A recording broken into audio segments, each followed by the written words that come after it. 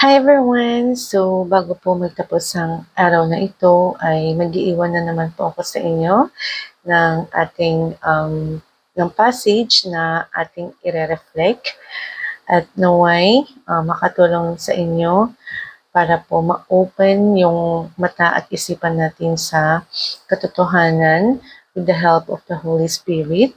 Kasi kung wala ang Holy Spirit para gabayan tayo, ay hindi natin maiintindihan kung ano yung mensahe ng passage na 'to at kung paano gustong ipaintindi sa atin ng ating Panginoon ang mensahe na 'to. So, ang message na 'to ay not to condemn anyone or to judge anyone because I don't have the right to condemn or to judge anyone, but to share with you the gospel, to share with you the good news of the Lord, for He is our salvation. So we are being saved by His grace. So, ang babasahin ko po sa inyo is letter of St. Paul to the Romans sa chapter 1 po.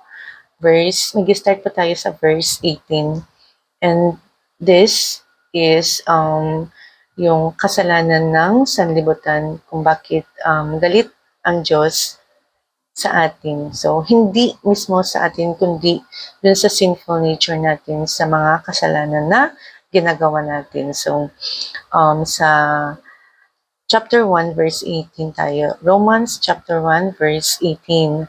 So, ang sabi dito, the wrath of God is being revealed from heaven against all the godlessness and wickedness of people who suppress the truth by their wickedness.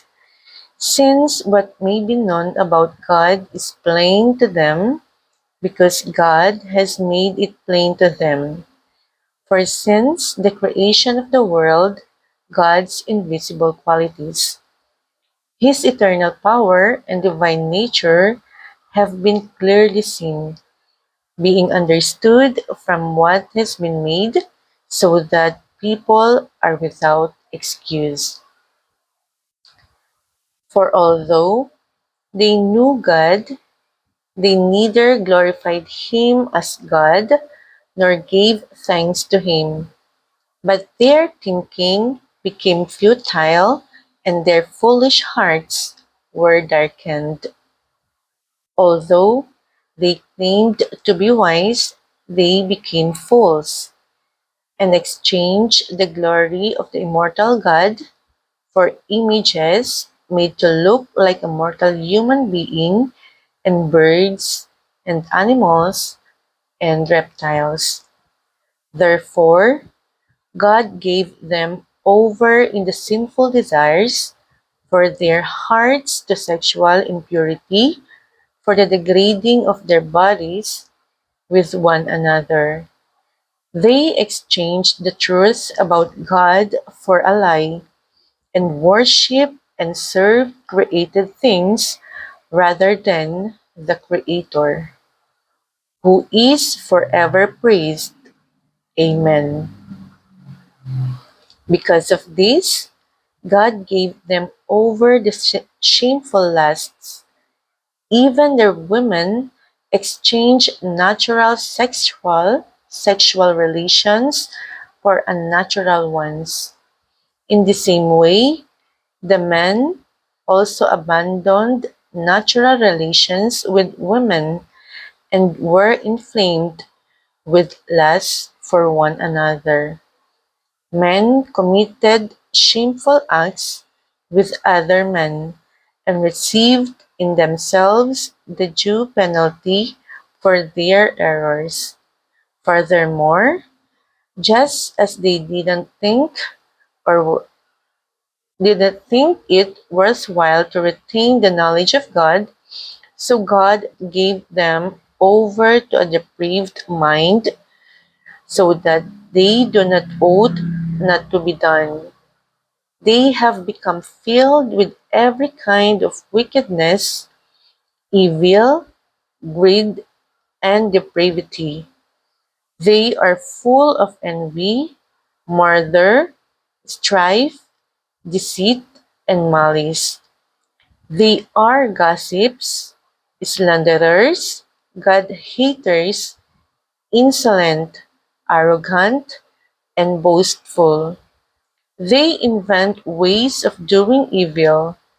They disobey their parents.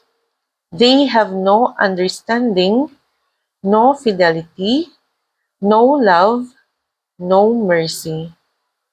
Although they know God's righteous decree that those who do such things deserve death, they not only continue to do these very things, but also approve of those who practice them.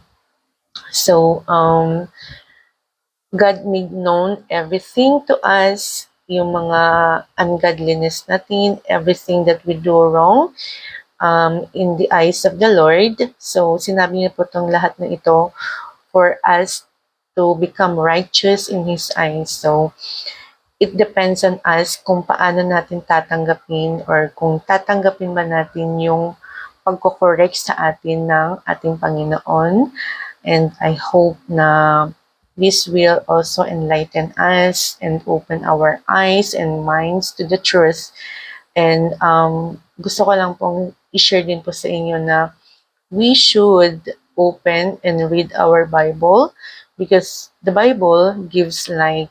So yun po kasi yung Word of God na magiging guide natin sa all throughout of our lives po habang nandito po tayo sa mundong ito. And thank you, and I hope na makapag-reflect po tayo sa passage na to. At marami pa po tayong matututunan sa whole Bible kung babasahin po natin ito. So thank you and God bless us all.